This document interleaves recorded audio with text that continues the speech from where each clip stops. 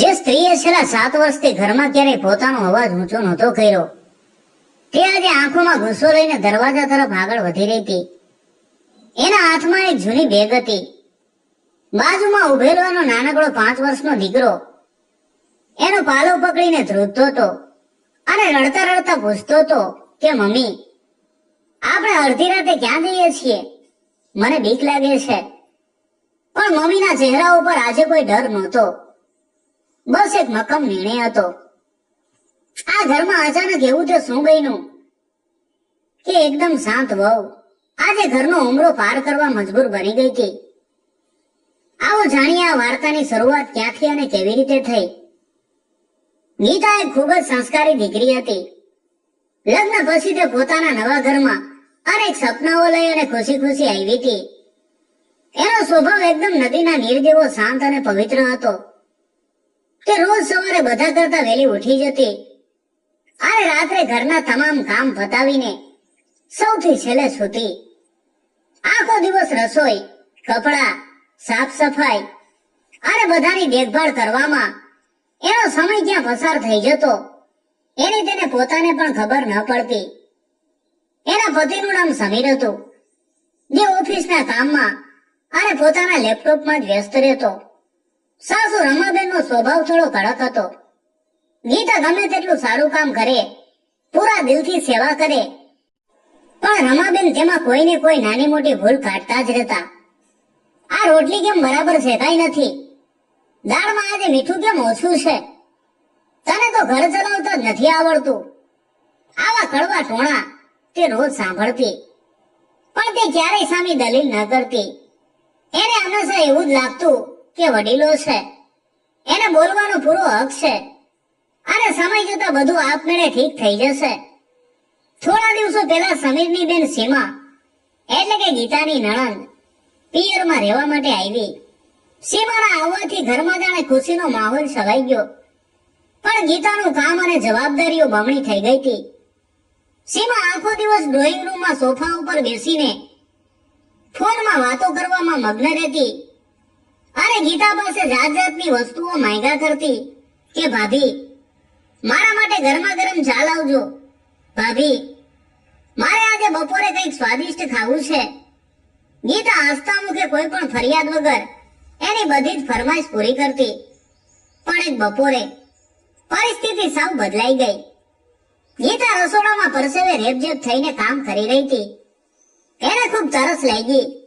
ગળું સુકાતું હતું, પણ કામ એટલું બધું હતું કે એક ગ્લાસ પાણી પીવાનો પણ સમય નહોતો. ત્યારે સીમા રસોડામાં આવી અને તેને ઉપરથી નીચે સુધી જોઈને કટાક્ષમાં બોલી કે ભાભી, તમને તો કોઈ કામ કરતા આવડતું જ નથી. મારા સાસરે હોત ને તો તમને ખબર પડત કે કામ કેવી રીતે થાય છે. તમે તો અહીં મહારાણીની જેમ નિરાતે કામ કરો છો. આ શબ્દો સીધા ગીતાના દિલ ઉપર તીરની જેમ વાગ્યા. તેણે પહેલી વાર સીમાની આંખોમાં જોયું. આજે તેની અંદરની ધીરજ ધીમે ધીમે ખૂટી રહી હતી. તેણે તરત જ ગેસ બંધ કર્યો અને ચૂપચાપ એક શબ્દ પણ બોલ્યા વગર રસોડાની બહાર નીકળી ગઈ. એને લાગ્યું કે જો તે અત્યારે કંઈ બોલશે તો ઘરમાં ઝઘડો થઈ જશે અને તે ઘરની શાંતિ દોડવા નહોતી માંગતી. પણ સાંજ પડતા સુધીમાં તો વાતાવરણ વધારે ગરમ થઈ ગયું. જમવાના ટેબલ ઉપર બધા સાથે બેઠા હતા. રમાબેને પણ દીકરીનો પક્ષ લેતા ગીતાને સંભળાવવાનું શરૂ કર્યું. આને તો કામની કોઈ કદર જ નથી. બસ આખો દિવસ પોતાનો જ કપો ભૂટ્યા કરવો છે. સમીર પણ ત્યાં ખુરશી ઉપર બેઠો હતો, બધું સાંભળી રહ્યો હતો, પણ તે હંમેશની જેમ મૌન રહ્યો. ગીતાની આંખોમાંથી આજે પહેલી વાર આંસુ છલકવાની તૈયારી હતી. જમવાના ટેબલ ઉપર અચાનક શાંતિ છવાઈ ગઈ. ગીતાની આંખોમાં આંસુ ભરાઈ આવ્યા હતા, પણ આજે તેણે એક મોટો નિર્ણય લીધો હતો. તેણે એ આંસુઓને આંખમાંથી નીચે પડવા ન દીધા. તેણે ઊંડો શ્વાસ લીધો. દરરોજ નીચી નજરે વડીલોની બધી જ કડવી વાતો સાંભળી લેતી ગીતાએ આજે પહેલી વાર પોતાની સાસુ સામે નજર મિલાવી. એનો અવાજ એકદમ ધીમો, મીઠો પણ મક્કમ હતો. તેણે કહ્યું કે બા, હું રોજ સવારે વહેલી ઉઠીને રાત સુધી ઘરનું બધું જ કામ કરું છું. મને ક્યારેય કામનો થાક નથી લાગતો, કારણ કે હું આને મારું પોતાનું ઘર માનું છું. પણ શું મારી આટલી મહેનતની અને મારા પ્રેમની કોઈ જ કિંમત નથી? રમાબેન અને નણંદ તો આ સાંભળીને એકદમ હેરાન થઈ ગયા. જે દીકરી જેવી વહુ ક્યારેય કોઈની સામે બોલી નહોતી, તે આજે સામો જવાબ આપી રહી હતી. સીમાને પોતાનું અપમાન થતું હોય એવું લાગ્યું. તેણે તરત જ કહ્યું, જોયું મમ્મી, મેં તો તમને પહેલા જ કહ્યું હતું ને કે આ ઘરમાં ભાભીને બહુ ઘમંડ આવી ગયો છે. તે આપણને કઈ સમજતા જ નથી. હવે ગીતાએ શાંતિથી સીમા તરફ જોયું અને કહ્યું કે બેન, તમે અમારા ઘરે રહેવા આવ્યા છો, તમારું દિલથી સ્વાગત છે, પણ રોજ રોજ વાંક વગર મારું અપમાન કરવાનો તમને કોણે હક આપ્યો? હું કોઈ કામવાળી નથી, આ ઘરની વહુ છું. આ શબ્દો સાંભળીને સમીર, જે અત્યાર સુધી પોતાની થાળીમાં જોઈ રહ્યો હતો, તે અચાનક ગુસ્સામાં બોલી ઉઠ્યો કે ગીતા, બસ કર હવે. તું વાતને આટલી બધી કેમ મોટી કરે છે? વડીલો સામે આવું બોલાતું હશે? શાંતિથી જમી લે ને. પોતાના પતિના આ શબ્દો ગીતાના હૃદય ઉપર પથ્થરની જેમ વાગ્યા. તેને આશા હતી કે આજે તો સમીર ન્યાય કરશે અને એનો સાથ આપશે. ગીતાએ સમીર સામે જોયું અને કહ્યું, હું વાતને મોટી નથી કરતી સમીર. તમે તો બધું તમારી સગી આંખે જુઓ છો ને. તમારી બેન અને માતા મને વગર વાંકે કડવા વેણ કહે છે. ક્યારે તમારું ચૂપ રહેવું મને સૌથી વધારે દુઃખ પહોંચાડે છે. પોતાની પત્નીના સન્માન માટે બે શબ્દો બોલવા એ તમારી ફરજ નથી આવતી? દીકરાને બોલતો જોઈને રમાબેન વધારે ગુસ્સે ભરાયા. તેમણે પોતાની જમવાની થાળી જોરથી ટેબલ ઉપર પછાડી અને બૂમ પાડી, મારા દીકરાને મારી સામે ઉશ્કેરે છે. જો તને આ ઘરમાં આટલી તકલીફ હોય અને અમારો સ્વભાવ ન ગમતો હોય તો અત્યારે જ ચાલી જા અહીંથી. અમારા ઘરના દરવાજા તારા માટે કાયમ માટે ખુલ્લા જ છે. આખા ડ્રોઈંગ રૂમમાં જાણે વીજળી પડી હોય એવો સનાટો છવાઈ ગયો. સમીર પણ પોતાની માના આ શબ્દો સાંભળીને હેબતાઈ ગયો. એના મનમાં એમ હતું કે ગીતા હમણાં ડરીને માફી માંગી લેશે અને રોજની જેમ બધું ભૂલી જશે. પણ ના, આજે સમય અને સંજોગો બંને બદલાઈ ગયા હતા. ગીતા પોતાની ખુરશી ઉપરથી ધીમેથી ઊભી થઈ. આજે એના ચહેરા ઉપર કોઈ ડર નહોતો, પણ એક વિચિત્ર પ્રકારની હિંમત હતી કે ઠીક છે બા. એણે ખૂબ જ સ્પષ્ટ અવાજે કહ્યું, જો આ ઘરમાં મારી જરા પણ ઇજ્જત નથી તો મારું અહીં રહેવું સાવ નકામું છે. જ્યાં પ્રેમ અને સન્માન ન હોય ત્યાં હું એક પળ પણ ન રહી શકું. આટલું કહીને ગીતા તરત જ પોતાના રૂમ તરફ ઝડપથી ચાલવા લાગી. એનો 5 વર્ષનો દીકરો રાહુલ, જે ખૂણામાં ઊભો ઊભો આ બધું જોઈ રહ્યો હતો, તે ગભરાઈને રડતો રડતો પોતાની મમ્મીની પાછળ દોડ્યો. સમીર પોતાની જગ્યા ઉપર એકદમ જડ થઈ અને પૂતળાની જેમ બેસી રહ્યો. સીમા અને રમાબેનને પણ અંદરથી થોડી બીક લાગી કે વાત અચાનક બહુ આગળ વધી ગઈ છે, પણ પોતાના અહંકારને લીધે કોઈ તેમને રોકવા માટે આગળ ન આવ્યું. ગીતાએ રૂમમાં જઈને કબાટ ખોલ્યો અને એક થેલીમાં પોતાના અને રાહુલના કપડાં ભરવા લાગી. રૂમની અંદરનું વાતાવરણ એકદમ ઉદાસ હતું. ગીતાના હાથ ઝડપથી ચાલી રહ્યા હતા, પણ એનું હૃદય જાણે અંદરથી રડી રહ્યું હતું. તેણે કબાટમાંથી પોતાના રોજ પહેરવાના કપડાં અને રાહુલની જરૂરી વસ્તુઓ લીધી. ડ્રેસિંગ ટેબલ ઉપર પડેલા સોનાના દાગીના અને લગ્નનો જોડો તેણે એમને એમ જ રહેવા દીધો. એને હવે આ વસ્તુઓનો કોઈ મોહ નહોતો. એને તો માત્ર પોતાના આત્મસન્માનની ભયડી હતી. રાહુલ પોતાની મમ્મીને આમ ઉતાવળમાં કપડાં ભરતી જોઈને ખૂબ ડરી ગયો હતો. તેણે પોતાના હાથોથી ગીતાનો ચહેરો પકડ્યો અને રડતા રડતા પૂછ્યું કે મમ્મી, આપણે ક્યાં જઈએ છીએ? પપ્પા પણ આપણી સાથે આવે છે ને?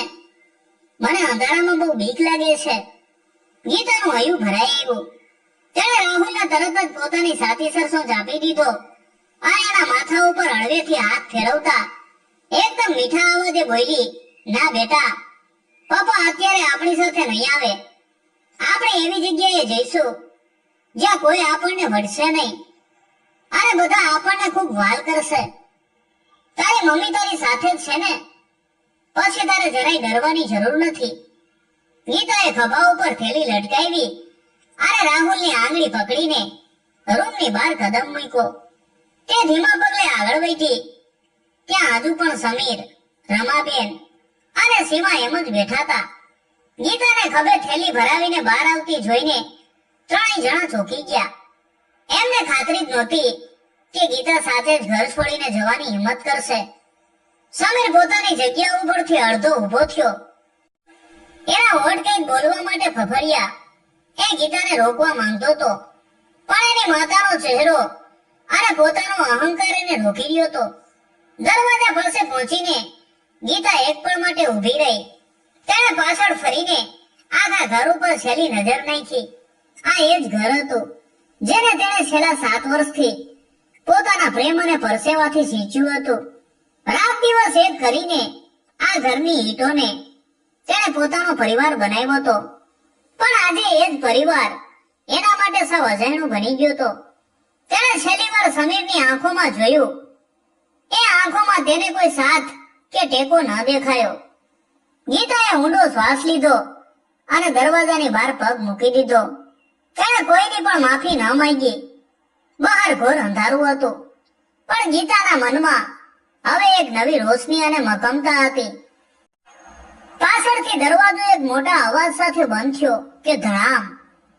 દરવાજો બંધ થવાનો એ અવાજ આખા ઘરમાં ગુંજી ઉઠ્યો.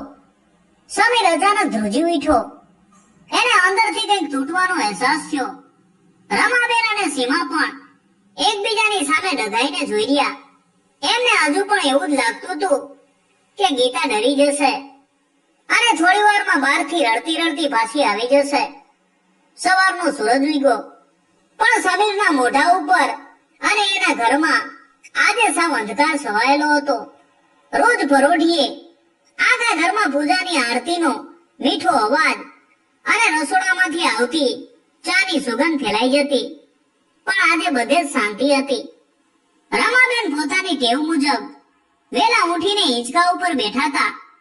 ઘણો સમય વીતી ગયો, છતાં કોઈ ચા લઈને ન આવ્યું. તેમને અકળામણ થવા લાગી. અરે દીકરી સીમા, જરા અંદર જઈને તપાસ કરતો, આજે ચા કેમ નથી બની? રમાબેને મોટેથી બૂમ પાડી, પણ બીજી જ પડે એમને રાતનો પેલો કડવો પ્રસંગ યાદ આવી ગયો કે હા, ઘરની લક્ષ્મી તો કાલે રાતે જ ઘર છોડીને કાયમ માટે ચાલી ગઈ હતી. સીમા રસોડામાં ગઈ. ત્યાંનું દ્રશ્ય જોઈને તે હેબતાઈ ગઈ. સિંકમાં ગઈકાલના વાસણોનો મોટો ડુંગર પડ્યો હતો. જમીન ઉપર કચરો હતો અને દૂધનું તપેલું સાવ ખાલી હતું. સીમાને આજે પહેલી વાર સમજાયું કે આ ઘર કોઈ જાદુથી જાતે સાફ નહોતું થતું. એક વ્યક્તિ પોતાના લોહી અને પરસેવાથી આખા પરિવારને રોજ સાચવતી હતી. આજે જ્યારે તે નહોતી ત્યારે આ ઘર સાવ એક ખાલી ડબ્બા જેવું લાગતું હતું. બીજી તરફ સમીર પોતાના બેડરૂમમાં પથારીમાંથી માંડ ઊભો થયો. તેની નજર સામેના લાકડાના ટેબલ ઉપર ગઈ. ત્યાં રોજ સવારે તેના ઇસ્ત્રી કરેલા કપડા, ઘડિયાળ અને પાકીટ તૈયાર રહેતા. આજે ત્યાં ફક્ત ધૂળ હતી. તે ભારે એ કબાટ પાસે ગયો. કબાટ ખોલતી વખતે અચાનક એક નાની લાલ રંગની ચોપડી નીચે પડી. એની પત્નીની અંગત ડાયરી હતી. સમીરને ક્યારેય ખ્યાલ જ નહોતો કે ગીતા પોતાના વિચારો ક્યાંક લખે છે. ધ્રુજતા હાથે સમીરે એ ડાયરીનું એક પાનું ખોલ્યું. અંદર લખેલી એક વાત વાંચીને સમીરના પગ નીચેથી જમીન ખસી ગઈ. અક્ષરો થોડા ઝાંખા હતા, જાણે આંસુઓથી ભીંજાયેલા હોય. એમાં લખ્યું હતું, આજે બાની બીમારીની દવાના પૈસા ખૂટી ગયા હતા. સમીર પાસે પણ આ મહિને પૈસા નહોતા અને એ ખૂબ ચિંતામાં હતા. મેં આજે મારી મમ્મીએ લગ્નમાં આપેલી સોનાની છેલ્લી 2 બંગડીઓ બજારમાં જઈને ચૂપચાપ વેચી દીધી. કોઈને પણ આ વાતની ખબર ન પડવી જોઈએ, નહીતર મારા પતિનું સન્માન ગવાશે. મારો પરિવાર ખુશ તો હું પણ ખુશ. આ શબ્દો વાંચીને સમીર રડી પડ્યો. જે પત્નીએ પોતાના પરિવારના માન સન્માન ખાતર પોતાની સૌથી વાલી વસ્તુનું બલિદાન આપી દીધું, એ જ દેવી જેવી પત્નીને તેણે ગઈકાલે અડધી રાતે રસ્તા ઉપર ધકેલી દીધી, એ પણ માત્ર પોતાના અહંકાર અને મૌનના કારણે. એને હવે પોતાની ભૂલ સમજાવવા લાગી હતી. આ દરમિયાન શહેરથી થોડે દૂર એક બગીચાના સિમેન્ટના બાકડા ઉપર સવાર પડી રહી હતી. આખી રાત એક માએ પોતાના દીકરાને પોતાની સાડીના પાલવમાં છુપાવીને ઠંડીથી બચાવ્યો હતો. બાળક ભૂખથી રડવા લાગ્યું કે માં, મને બહુ ભૂખ લાગી છે, કંઈક ખાવાનું આપને. માએ પોતાના થેલામાં હાથ નાખ્યો. એની પાસે માત્ર 10 રૂપિયાની એક ફાટેલી નોટ હતી. તેણે ઉપર આકાશ તરફ જોયું. એની આંખોમાં પીડા હતી, પણ હૃદયમાં એક આગ સળગી રહી હતી. હવે એને ભૂતકાળ તરફ પાછું ફરીને જોવું નહોતું.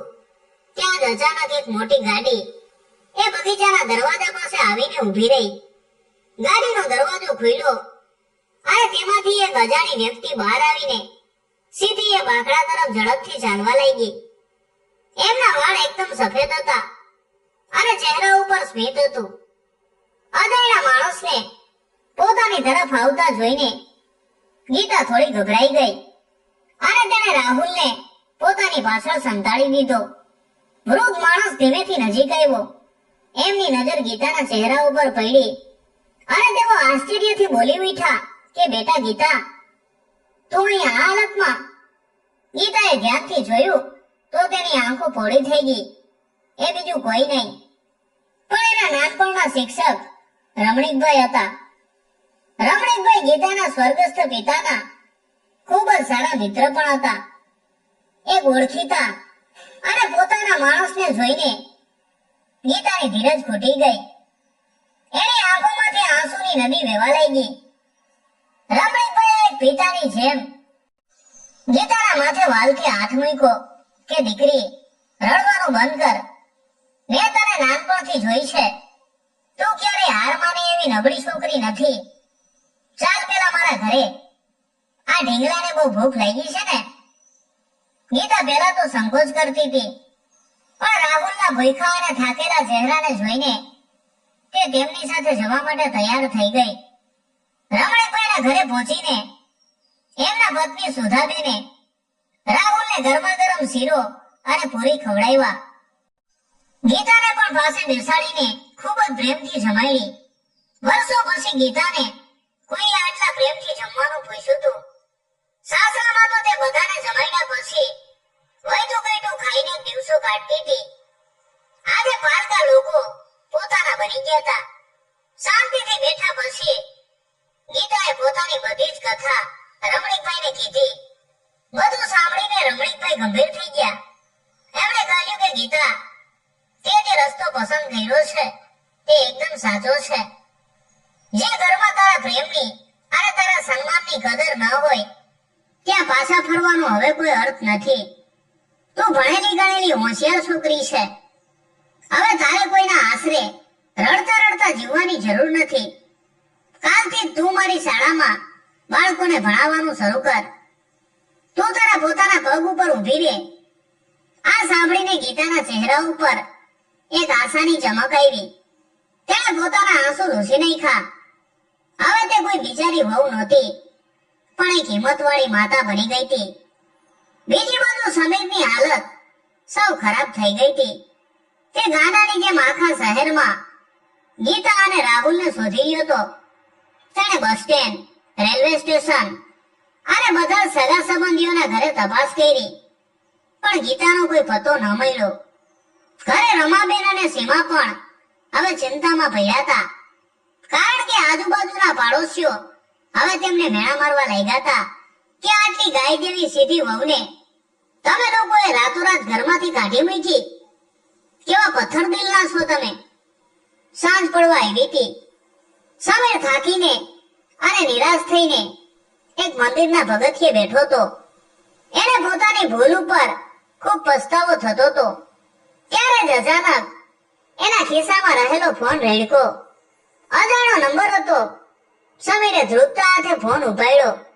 સામેથી આવતો અવાજ સાંભળીને સમીરના પગ નીચેથી જમીન ખસી ગઈ.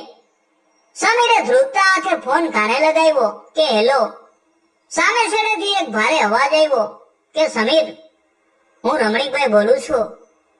ગીતાના પિતાનો જૂનો મિત્ર, તારી પત્ની અને તારો દીકરો અત્યારે મારા ઘરે એકદમ સુરક્ષિત છે.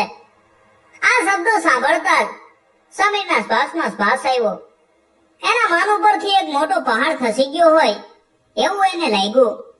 એણે તરત જ ઘરે ફોન કરીને પોતાની માતા રમાબેન અને સીમાને આ વાત કરી. અડધા કલાકમાં જ ત્રણેય જણા રમણીકભાઈના ઘરે પહોંચી ગયા. ઘરની અંદર પ્રવેશતા જ સમીરની નજર ગીતા ઉપર પડી. પણ આ એ ગીતા નહોતી જે કાલે રાત્રે લાચાર બનીને રડતી રડતી ઘરની બહાર નીકળી ગઈ હતી. આજે એના ચહેરા ઉપર એક અનોખું તેજ હતું. સમીર સીધો ગીતા પાસે ગયો અને કોઈ પણ જાતની શરમ રાખ્યા વિના પોતાની પત્ની સામે ઘૂંટણીએ બેસી ગયો. સમીરની આંખોમાંથી આંસુ વહેવા લાગ્યા.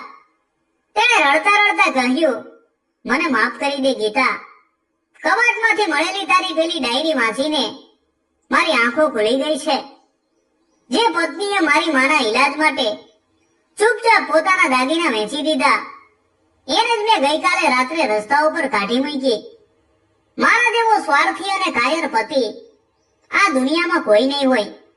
પાછળ ઉભેલા રમાબેન અને સીમાની આંખો પણ ભીની હતી. રમાબેન ધ્રુજતા પગે આગળ આવ્યા અને ગીતાના માથા ઉપર હાથ મૂકીને બોલ્યા કે દીકરી, મારી ભૂલ થઈ ગઈ.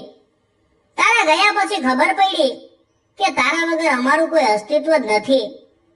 અમને એક છેલ્લી તક આપ બેટા, પાછી ઘરે ચાલી આવ. આખા ઓરડામાં એકદમ શાંતિ છવાઈ ગઈ. બધાના શ્વાસ અધર હતા. ગીતા ધીમેથી ઊભી થઈ. તેણે કોઈ ગુસ્સો ન કર્યો, પણ એના અવાજમાં એક નિર્ણય હતો. તેણે કહ્યું કે બા, સમીર, મેં તમને બધાને માફ કર્યા, કારણ કે મારા સંસ્કાર મને નફરત કરતા નથી શીખવતા. પણ હું એ ઘરમાં પાછી એક જ શરતે આવીશ. બધા આશ્ચર્યથી ગીતા સામે જોવા લાગ્યા. ગીતાએ કહ્યું, હવેથી હું માત્ર ઘરના કામકાજમાં જ કેદ નહીં રહું. મેં નક્કી કર્યું છે કે કાલથી હું રમણીક કાકાની શાળામાં બાળકોને ભણાવવા જઈશ. મારે મારા પોતાના પગ ઉપર ઉભા રહેવું છે. અને હા, ઘરની જવાબદારી અને કામ હવે આપણે બધાએ સાથે મળીને કરવા પડશે. જો આ ઘરમાં મને બરાબરીનો દરજ્જો અને માન મળશે તો જ હું ત્યાં રહીશ. સમીરે તરત જ ઊભા થઈને હળવેથી ગીતાનો હાથ પકડી લીધો. તારી બધી જ વાત અમને મંજૂર છે ગીતા. હવેથી આ ઘરમાં તારું સન્માન સૌથી ઉપર હશે. સીમાએ પણ આગળ આવીને પોતાની ભૂલ સ્વીકારી અને ભાભીને ગળે લગાવી લીધા. ગીતાએ હસીને પોતાના દીકરા રાહુલને તેડી લીધો. આજે એક સ્ત્રીના આત્મસન્માનની સૌથી મોટી જીત થઈ. તેણે દુનિયાને બતાવી દીધું કે સંબંધો સાચવવા માટે પ્રેમ ખૂબ જરૂરી છે, પણ પોતાની ઇજ્જત અને સ્વમાન ગુમાવીને નહીં. મિત્રો, જો આ વાર્તા તમને ગમી હોય તો વિડીયોને લાઈક કરજો અને કોમેન્ટમાં જય માતાજી લખવાનું ભૂલતા નહીં.